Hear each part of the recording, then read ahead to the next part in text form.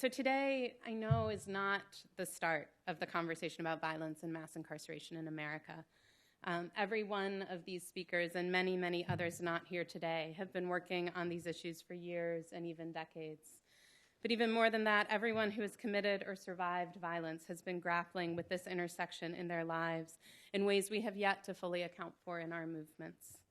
So today's not a beginning, but I'm hopeful that it's an end. For too long, our movements to end mass incarceration have avoided the question of violence. We've done it mostly for principled reasons, as we've set our sights on victories that are available to us in the near term and judged that violence aren't among those. But we know, as Martine talked about, that we'll not end mass incarceration if we don't account for violence, not only strategically and philosophically, because violence is the narrative and moral terrain from which mass incarceration draws its strength, but also numerically. With more than half of people in state prisons for crimes of violence, we will not end mass incarceration until and unless we also consider their freedom our business. But just as crucially, we will not end violence until we end mass incarceration. As we'll hear about today, mass incarceration is not just a failed solution to violence, it is generative of violence. That's in part because the four key drivers of violence on the individual level are shame, isolation, exposure to violence, and an inability to meet one's economic needs. And the core features of prison are shame, isolation, exposure to violence, and an inability to meet one's economic needs. That means that our primary response to violence has as its very defining elements the things that cause violence in the first place. It's like we're trying to put out a house fire by throwing a Molotov cocktail through the front door. It is not what people trying to quell the flames do, and we're dishonest if we act as surprised when they rage higher. But mass incarceration also fails to reduce violence because it mistakes violence as a problem of dangerous people rather than structural factors. And let me be very clear, saying violence is a structural problem does not deny personal responsibility for harm, which is unquestionable, and we'll hear more deeply about that in our second panel. But saying violence is a structural problem does mean understanding that individual accountability in a larger context. Because if we're going to solve the problem of violence, we have to reckon with its origins, which means grappling with the ways in which violence begins in colonization and slavery, continues through convict leasing and redlining, and persists in the racial and economic inequities we see today. These inequities are the enemies of safety. And just as mass incarceration feeds the individual drivers of violence, so too does it feed these larger inequities. So we think today of the millions of people who are incarcerated in America and the millions more who have been. But we think too of the millions upon millions of crime survivors whose needs have not been met by our near exclusive reliance on prison to address the harm they survived. And we ground ourselves in our accountability to them. At Common Justice, we're used to being grounded there. We operate an alternative to incarceration and victim service program for violent felonies based in restorative justice principles. The survivors we work with are victims of gunpoint robberies, stabbings, assaults.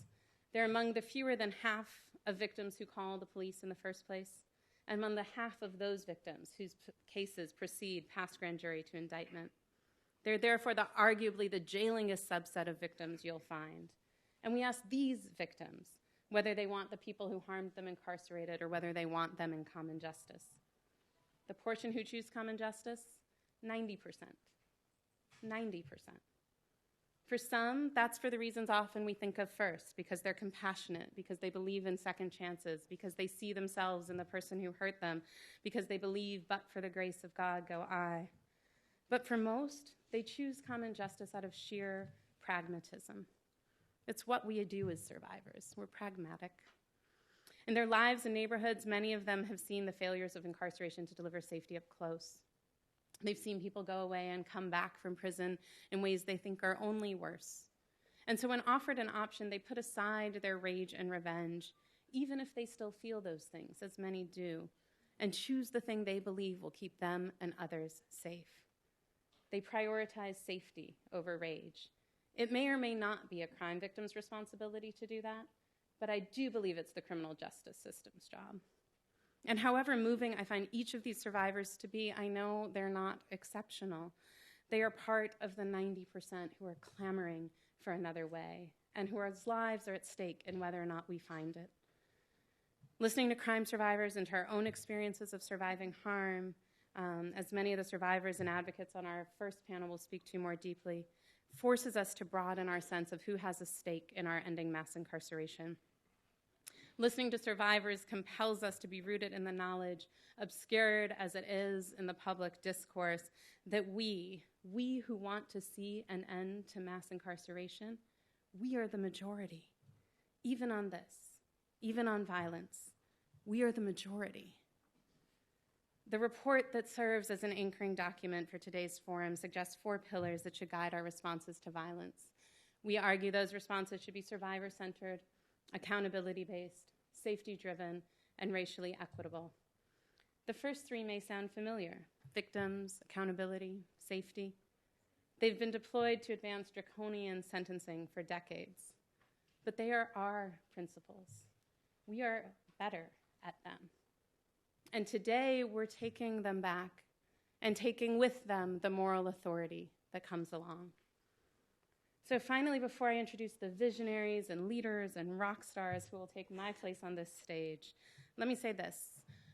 Our hope in this forum is not to narrow the range of experts who lead on these issues by uplifting the extraordinary speakers here with us today. Rather, our hope is to expand the number of us who feel authorized to bring our wisdom, experience, and power to this shared work. In this, we learn humbly from our elders in these struggles, from the leadership of formerly incarcerated people, some of whom are gathered now as we speak, to envision the direction of the formerly incarcerated and convicted people's movement in America. We learn from crime survivors of all kinds. We learn from trans women of color and others who've insisted to our nation that Black lives matter and that violence is both historically rooted and intolerable. And we learn from each of you. So however wonderful today's presenters are, and they are wonderful, these issues belong to all of us. This is our safety. This is our responsibility. This is our movement. And together, I believe that when we turn down the raging background noise of hate and indifference and doubt and pain, we know that we know what to do. So my hope is that today is the end of our behaving otherwise. That after today, while we will still fight for reforms that address nonviolent crime, as well we should and have to, we will no longer abdicate our responsibility to answering the question of violence. That from here on, we will treat it as our question. And when we do, I have no doubt that we will answer it, that we will rise to the challenge of ensuring safety and healing and justice, and that together we will win. Thank you so much for being here today.